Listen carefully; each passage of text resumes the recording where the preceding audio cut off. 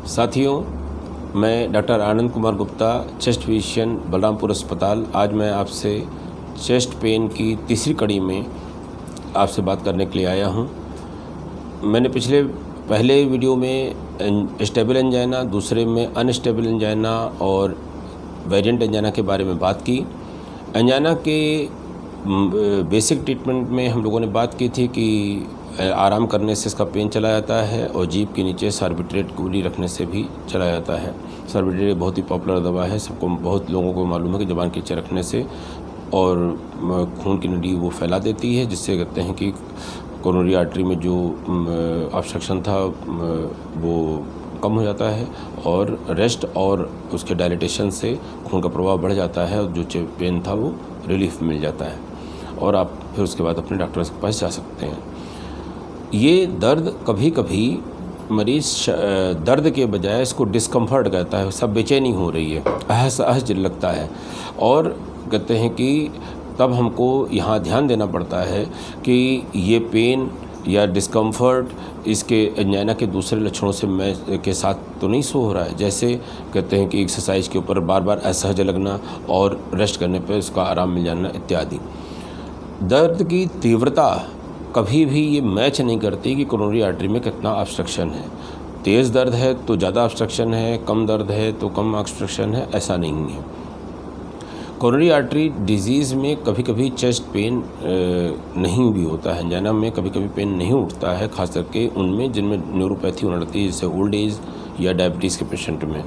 वहाँ पर हम लोगों को एंजाइना के जो कहते हैं कि एलाइड लक्षण हैं, जैसे डायरिया होना, कहते हैं कि कोल्ड स्वेटिंग होना और बेचैनी होना, घबराहट होना, बेहोशी सी छाना, ये सब लक्षण पे हम लोगों को पता लगाना पड़ता है। कहते हैं कि कहीं एंजाइना तो नहीं, और शक करना पड़ता है एक एज ग्रुप में, बैकग्राउंड की डायबिटीज़ में, बैकग्राउंड के ओल्ड एज में, कि इसमें हम लोग हाई सस्पेंशन रख करके हार्ट अटैक एंजाइना की तरफ नहीं जा रहा है। साथ में इसमें जो दर्द है, अक्सर मरीज हथेली या कहते हैं कि मुट्ठी रख करके अपने सीने के में जब ऐसा करके बताए कि हथेली या पूरी हथेली या मुट्ठी रख करके अपना दर्द बतलाए बाईं तरफ खास करके, तो संभावना होती है कि एंजाइना तो नहीं कहना चाह रहा, एंजाइना के दर्द की तरफ तो नहीं इशारा कर रहा है अपनी तकलीफ़ का।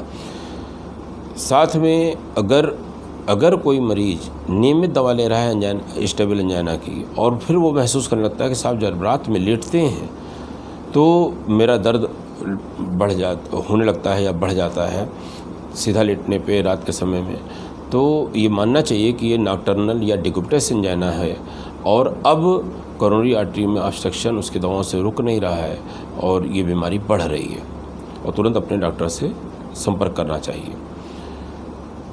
सामान्य से हेवी भोजन लेने के बाद अगर कोई एक्सरसाइज करता है और उससे उसका एंजाइना पेन प्रेसिपिटेट हो जाता है, मतलब एंजाइना पेन होने लगता है, तो इसे पोस्ट प्रांडियल एंजाइना कहते हैं। जिसे post prandial blood sugar test कराया जाता है, खाना खाने के बाद जो ब्लड शुगर कराया जाता है, वैसे इसको पोस्ट प्रांडियल कहते हैं कि भोजन के बाद वाला एंजाइना पेन कहते हैं। एंजाइना का दर्द गहरी सांस भरने या छाती को मूवमेंट कराने पर नहीं बढ़ता है, ट्विस्ट करने पर नहीं बढ़ता है। साथियों, अगर कोई मरीज ये कहता है साहब जब यात्रा शुरू करते हैं, चलना शुरू करते हैं, तो थोड़ा सा दर्द आता है और मैं चलता रह जाता हूँ ज़बरदस्ती और मेरा दर्द चलते चलते गायब हो जाता है, तो इसको भी हल्के में नहीं लेना है, भले ही गायब हो जाता है। इसको वॉक थ्रू एंजाइना कहते हैं और इसकी भी केयर स्टेबल एंजाइना के जैसी ही करनी चाहिए।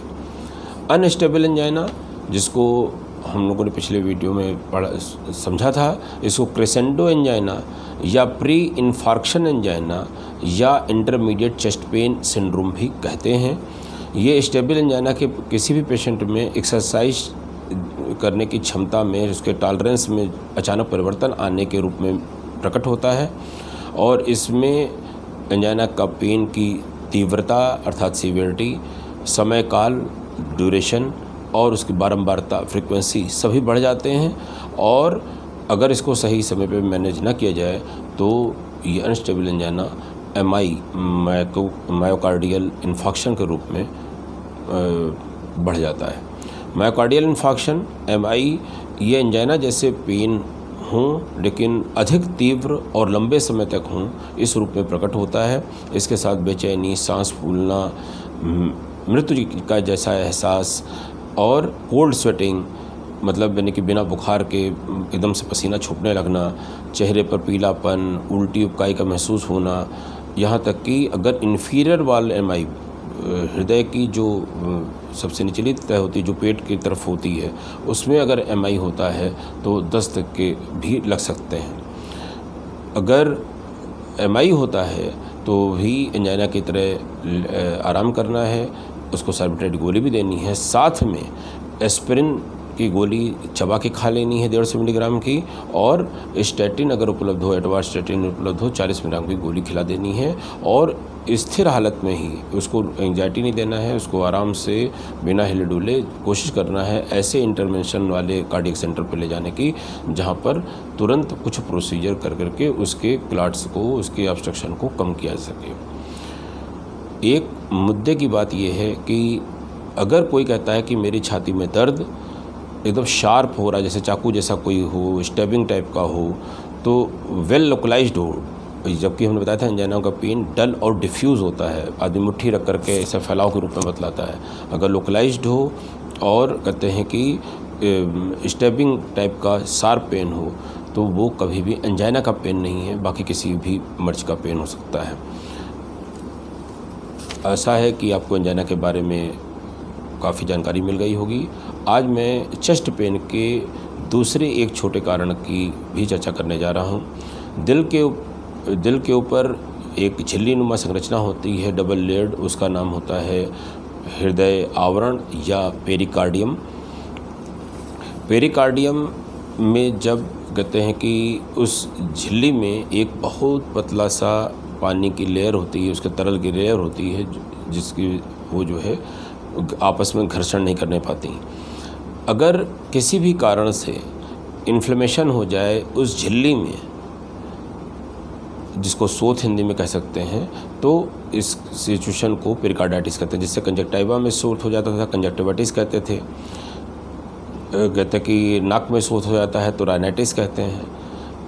जोड़ों में सूजन या सोथ हो जाती है तो आर्थराइटिस कहते हैं। ऐसे ही पेरिकार्डियम में अगर जो झिल्ली है हृदय की, उसमें सोथ हो जाए, इन्फ्लेमेशन हो जाए, तो उसको पेरिकार्डाइटिस कहते हैं। और इसके कारण क्या हो सकते हैं? या तो कोई इन्फेक्शन होगा, ज़्यादातर वायरस का या टीबी का होता है, और इसके अंदर या कोई इन्फ्लेमेशन वाली बीमारी हमारे शरीर में पहले से चल रही हो, जिसका प्रसार हृदय की झिल्ली में हो जाए, जैसे रूमेटॉइड आर्थराइटिस, SLE इत्यादि। या MI हुआ, उसमें पेरिकार्डियम का इन्वॉल्वमेंट हो जाए, उसकी वजह से हो जाए। या हमने कोई प्रोसीजर हुआ हमारे शरीर पे जिसके कॉम्प्लिकेशन के रूप में पेरिकार्डाइटिस हो जाए, जैसे सर्जरी है, एंजियोप्लास्टी है, रेडियोथेरेपी है इत्यादि में। या शरीर की अन्य बीमारी हो जिसमें ये जटिलता के रूप में आ जाए, जैसे कैंसर हो, एड्स की बीमारी हो इत्यादि।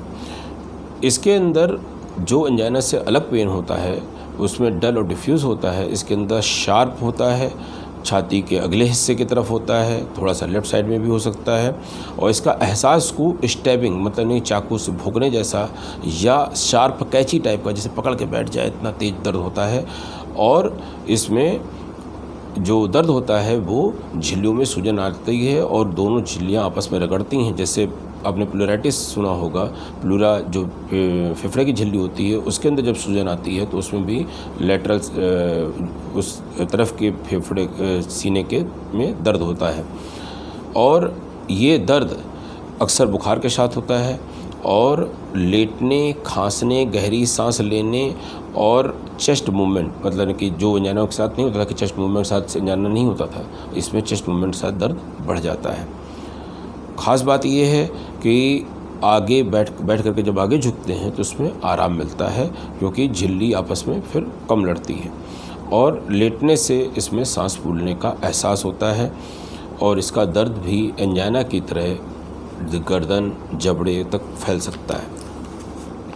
यदि पेरिकार्डाइटिस का सही समय पे डायग्नोसिस न बने, उसका सही समय पे इलाज ना हो, तो सोथ के बने रहने से झिल्ली मोटी हो सकती है और मोटी होकर के सिकुड़ सकती है, जिससे दिल जो है एक टाइट के ऊपर एक टाइट चैम्बर की तरह ये मोटी सिकुड़ी हुई झिल्ली व्यवहार करने लगती है और दिल जो है अब पूरा फैल या सिकुड़ नहीं पाता और ये स्थिति को कॉन्स्ट्रिक्टिव पेरिकार्डाइटिस तो आप जानते ही हैं। कॉन्स्ट्रिक्टिव मतलब सिकुड़ जाना, कॉन्स्ट्रिक्शन, तो इसके ये स्थिति बन जाती है कॉन्स्ट्रिक्टिव पेरिकार्डाइटिस की। इसकी वजह से शरीर में पानी जो लौटने की स्थिति थी वो नहीं लौट पाता है, तो पैर और पेट में सूजन आ जाती है और सांस फूलने लगती है।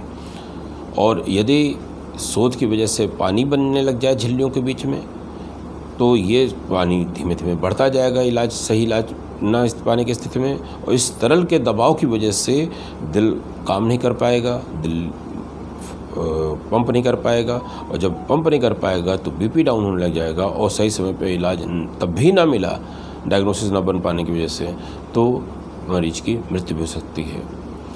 आपने चेस्ट पेन के 2 बड़े कारण एंजाइना और पेरिकार्डाइटिस के बारे में जाना। आशा है कि आपको ये जानकारी अच्छी लगी होगी। कमेंट बॉक्स में अपने कमेंट डालते रहिए पर्सनल कमेंट के साथ साथ, और लाइक करते रहिए हर वीडियो की तरह इस वीडियो को भी लाइक करिए और अपने परिचितों में ये जानकारी फैलाइए। धन्यवाद।